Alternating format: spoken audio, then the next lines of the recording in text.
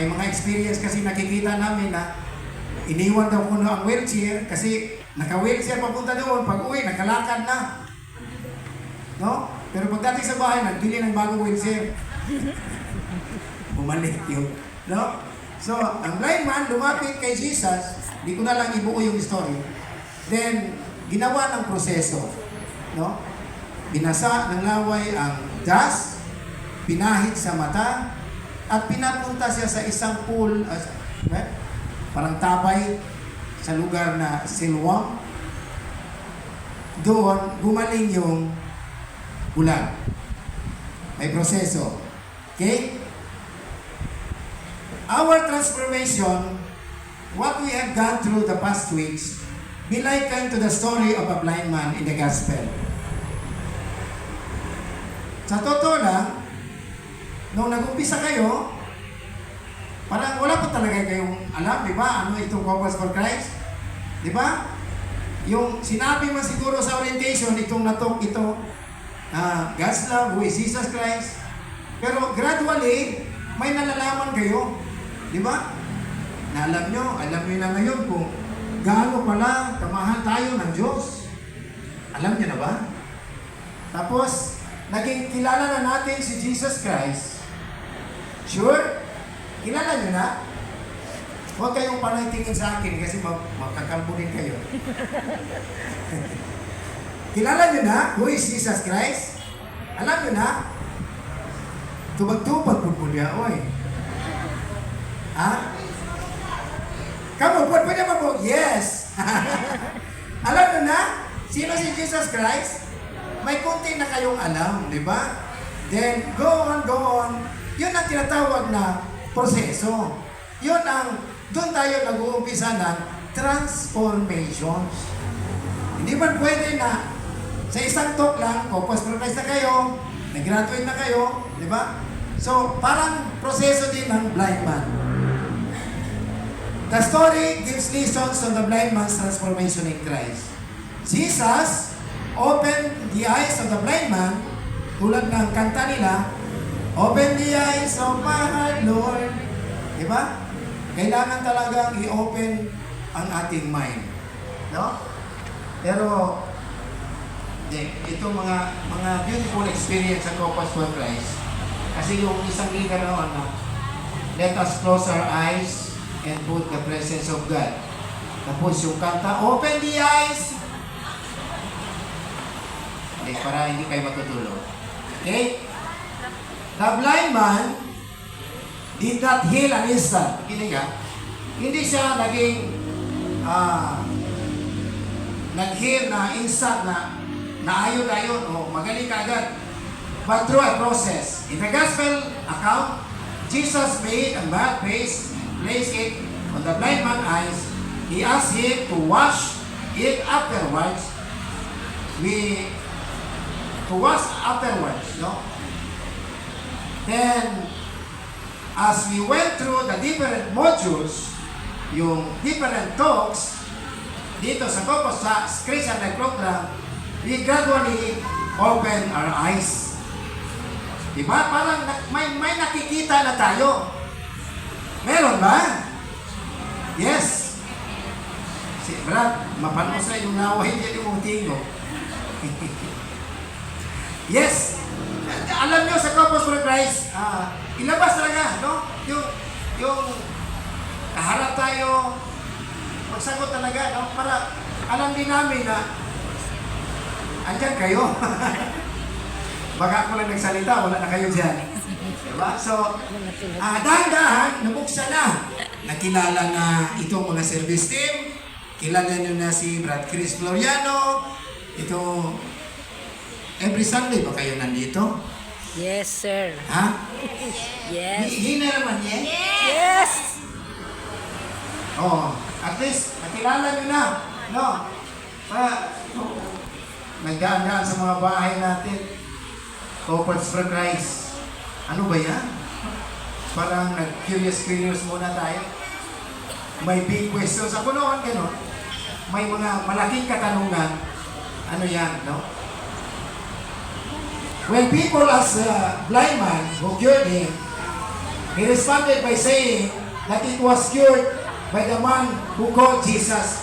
Itong blind man, nung nakakita na siya, siyempre may mga curious dyan, may nagtatanong dyan. May kahit sino naman sa atin kung may nagkasakit tapos gumaling. Ito yung mandakura. Alyaw bintangan sini ada takura. Sini ada takura, napatalon, no? Yung yakin naman to bueno. Yan siya nombre, pero kalbo again naman. Sino may ganon, may identity, no? Parang, pero sa alam ng blind man, ang sagot niya sa tao, nagtanong sa kanya, sabi niya, tinatawag nila si Jesus daw. Diba? So, makita niyo ang proseso. Si Jesus, being a blind man for a long time, Jesus, unfamiliar to him, hindi niya kilala yun. Lalo na hindi niya nakita, kasi bulag na eh. No, nung nakakita na siya, hindi naman niya nakita physically si Jesus, kasi malayo naman yung lugar niya. No? Tinanong siya, si Jesus daw. No? Si Jesus daw. Then, like the blind man, we have also gone through a period of unfamiliarity of Jesus. We knew Him by name, but through CLP, we were able to deepen our knowledge of Him. Tingnan nyo. Kami, ito sila, tagal na, maliit pa kami. Kilala na namin yung Jesus na sinasabi. Kilala na namin. Kahit kayo, hindi pa kayo pumasok ng Corpus for Christ, kilala naman na, di ba? Nagsisimba man kayo, di ba? Di ba? Pero, hindi lubusan. No? Parang kilala lang. Di ba? Siyempre, mag-uwi kayo mamaya. Sinong talk aid nyo? Kalbo yung kalbo.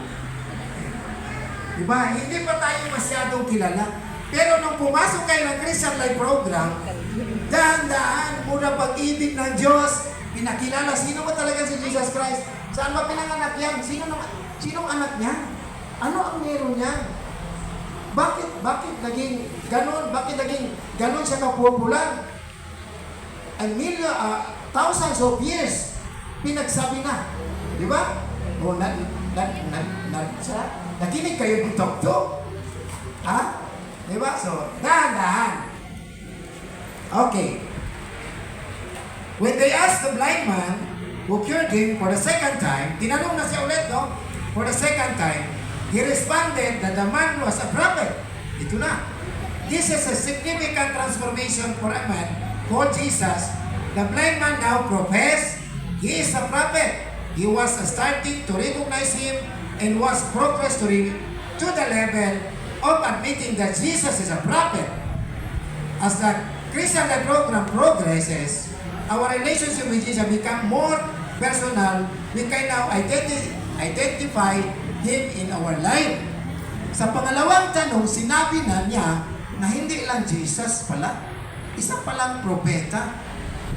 Tulad natin, pagdating nyo ng top 4, 5, 6, no? Hanggang ngayon, parang lumalalim na yung relationship. Bakit? Kasi, pwede ba kayong hindi magpunta sa dedication? Ano bang promises na binigay sa inyo? Wala naman siguro. Sinabi lang sa inyo na, Brad, sis, continue lang. Makinig lang kayo. Brad, ano lang? Subukan nyo lang, tapusin ang Christian Life Program. Di ba? Ganun lang. Din kayo sumubok din. Ito na ngayon, kunti-kunti na medyo maganda pala. No? Hindi, wala palang pinili dyan. Dito sa Corpus for Christ, walang mayaman, walang mahirap. No? Pare-pareho lang tayo. Walang pangit dito. Puro gwapo. Pero ako lang ang nag-iisang kalbo. Okay. Okay? Towards the end of the story, the transformation has come to its fullest. From the man called Jesus to he is a prophet. The man becomes believer. His final statement, Lord, I believe.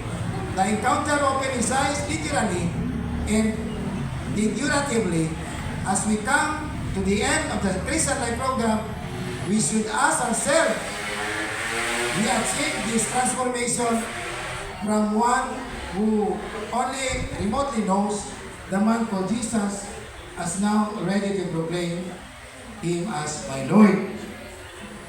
Dito, parang matatapos itong Christian Life program. Ang Christian Life program ay matatapos.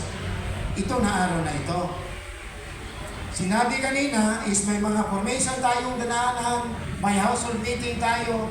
Doon natin masasabi na medyo kilala na talaga natin. Kasi yung purpose natin na may lumipad pa, nakala kong ipit. Yung purpose natin bilang isang members ng Corpus for Christ na magpunta sa isang household meeting, hindi man dahil na kaibigan mo siya, hindi man dahil na malapit kami, hindi dahil na may itutulong ka, kundi dahil mahal mo si Jesus. Dahil sa Panginoon, Lord, pupunta ako ng household dahil kay Lord, dahil kay Jesus. Makinig ako kasi sa household is may gospel training, may sharing, may praise and worship. Yun. Di ba?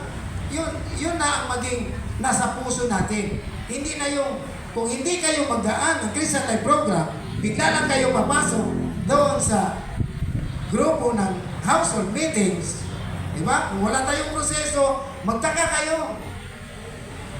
Pero parang hindi ko nakita kanina yung actively participation kanina sa praise and worship. Di ba? Tinuruan kayo last Sunday, no? How to clap, how to dance. Nahihiya pa kayo? Ha? Parang conscious tayo, no? Pero, masanay din kayo dyan, no? Ito sila, sanay na ito, no? Kasi, pag mag-raise kami ng hands, yung sarili mo lang yun, totally surrender mo yun. No? Kung mag-clap ka, masaya ka. Pwede kang umiyak dyan. Tears of joy. No? Yung sobrang mong saya, mag-praise and worship ka. Ito lang, pagpunta natin dito lahat, malaking pasalamat ito. Malaking pasalamat ito sa Panginoon. Yun lang pag-gising mo ng umaga, wala ka di urong. Di ba? Blessing yan. Kasi pag natutulog tayo, totally wala talaga tayo sa mundo. Di ba? May natutulog ba na alam mo yung katabi mo? Hindi. Kahit gaano ka-importante yan sa tabi mo, pag natutulog ka na, hindi mo na alam kung nasaan ka. Di ba? So, bakit sinasabing it's a blessing? No, blessing. Kasi nagising tayo ng maganda. Di ba?